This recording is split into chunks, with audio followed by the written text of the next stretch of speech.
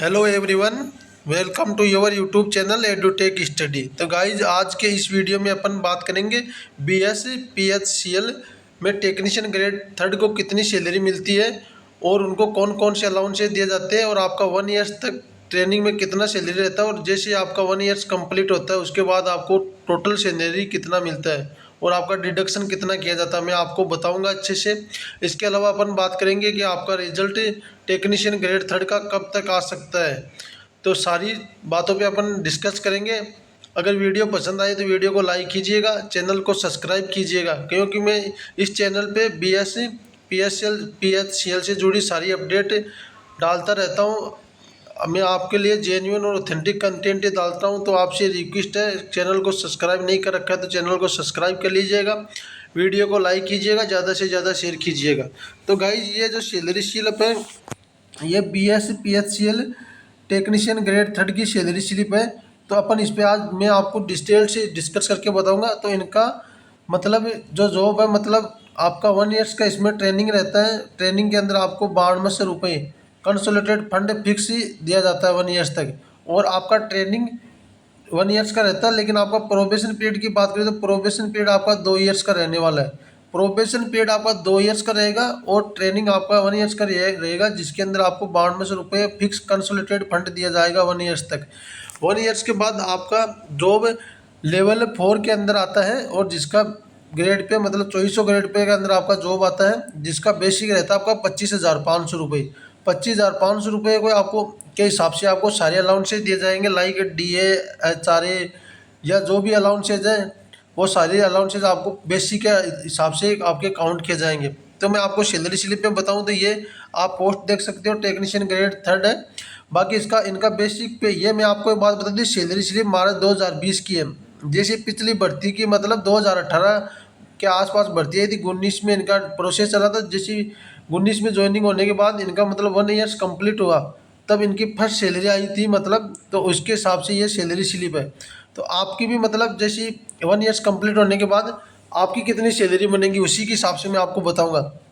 जैसे आपका बेसिक हो गया ये तो 25,500 रुपये, इसमें कोई फर्क नहीं है। अभी 7 CPC के हिसाब से यही आपका बेसिक रहने वाला है। इसके बाद में अपन बात करें तो आपका ये कोर्स ऑफ कंप्यूटर कंसेप्ट ये अलाउंसेस कुछ नहीं है, 0 रुपये है ग्रेड पे, मतलब 0 अलाउंसेस है। इसके बाद डीएनएस अलाउंस की बात करें, ये डीएनएस अलाउंस आप ये मत मान के चलिए हमारा 2020 का है, उस टाइम पर डीएनएस अलाउंस बहुत कम चल रहा था।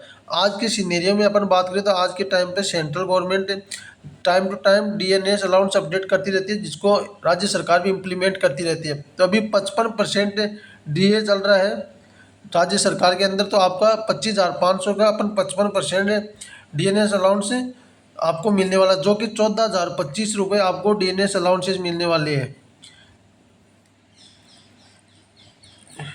क्योंकि ये पुरानी स्लिप है तो इसमें डीएनएस अलाउंसेज उस टाइम पे कम था।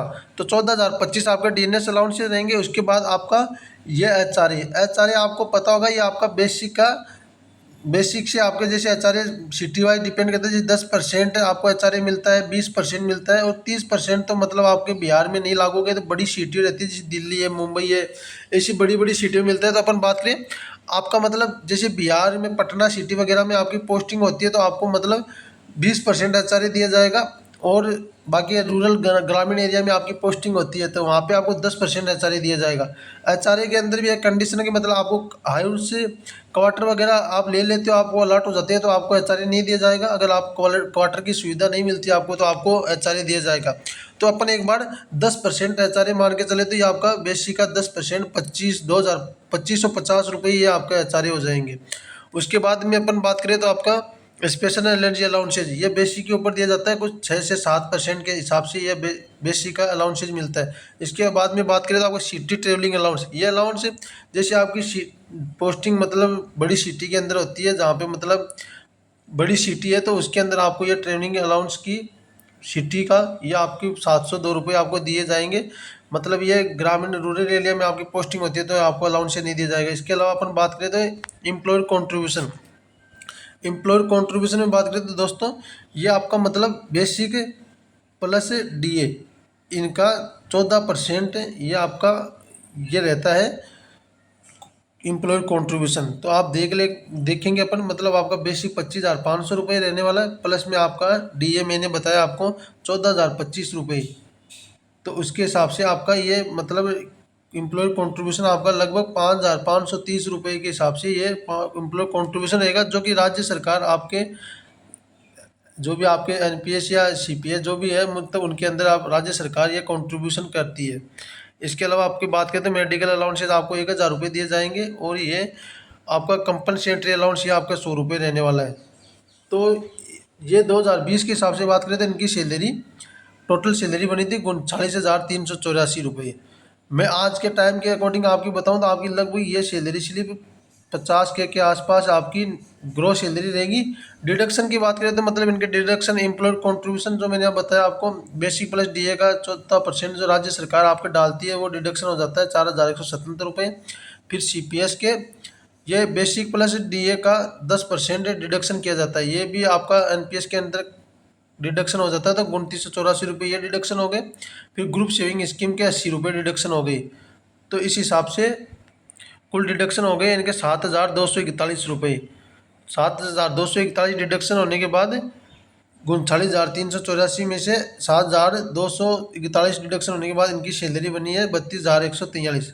अब मैं आपको गाइस एक बात बता दूं, ये सैलरी स्लिप है ना मार्च 2020 की है। अभी आपकी अराउंड मतलब आपकी अभी ज्वाइनिंग होगी, फिर आपका मतलब 1 साल ट्रेनिंग रहेगा, एक ट्रेनिंग के बाद आपको फुल सैलरी दी जाएगी। तो उसके हिसाब से आपकी मतलब 1 साल के बाद सैलरी रहेगी, इसमें ग्रोस सैलरी आपकी 52 टू 55 हज़ार रुपये के आसपास, 52 टू 53 हज़ार रुपये के बाद आपकी सैलरी रहेगी। और डिडक्शन होने के बाद आपकी 43 से 44 के आपकी सैलरी इन हैंड आपके हाथ में आएगी।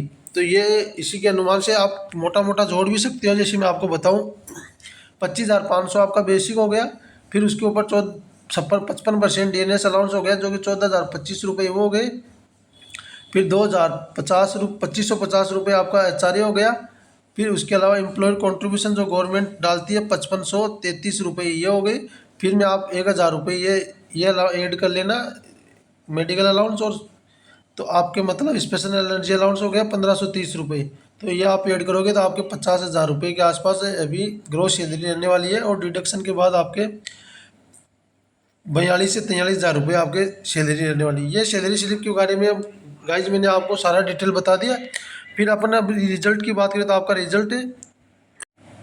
रिजल्ट गाइज सितंबर माह के अंदर आपका रिजल्ट 15 सितंबर से लेकर 30 सितंबर तक आपका रिजल्ट जारी किया जा सकता है। क्योंकि आपको पता होगा अक्टूबर नवंबर के अंदर आपके बिहार के अंदर चुनाव होने वाले हैं, तो आपको ये भर्ती को जल्दी से जल्दी क्लियर कराएंगे। 15 से मतलब 20 सितंबर तक ये आपका रिजल्ट जारी कर देंगे जल्दी से जल्दी।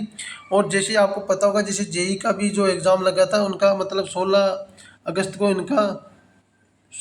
जून को इनका एग्ज़ाम हुआ था, मतलब जूनियर इंजीनियर का जो वैकेंसी चल रही थी उनका 23 जून को मतलब उनका आंसर की वगैरह आ गया था और ऑब्जेक्शन वगैरह ले लिए थे। उसकी मतलब 20 अगस्त को इनका डॉक्यूमेंट वेरिफिकेशन भी हुआ, फिर हाथों हाथ इनको ज्वाइनिंग लेटर भी दे दिए गए। तो इन्होंने 2 महीने के अंदर पूरी भर्ती प्रोसेस को क्लियर करा लिया था। तो उसी के अकॉर्डिंग आपकी मान के चलोगे तो आपकी 30 सितंबर मतलब अगले महीने तक आपकी भर्ती प्रोसेस में डॉक्यूमेंट वगैरह वेरिफिकेशन करवा के भर्ती प्रोसेस को पूरा क्लियर करने की करेंगे। क्योंकि आपकी मतलब चुनावों के कारण ये जल्दी से जल्दी प्रोसेस कराने की करेंगे। बाकी जैसे ही कोई रिजल्ट से रिगार्डिंग कोई अपडेट रहेगा तो मैं आपको टेलीग्राम ग्रुप पे शेयर करूंगा, तो आप टेलीग्राम ग्रुप को ज्वाइन कर लीजिएगा, चैनल को सब्सक्राइब कर लीजिएगा। मिलते हैं नेक्स्ट वीडियो में नई जानकारी के साथ, तब तक के लिए धन्यवाद दोस्तों।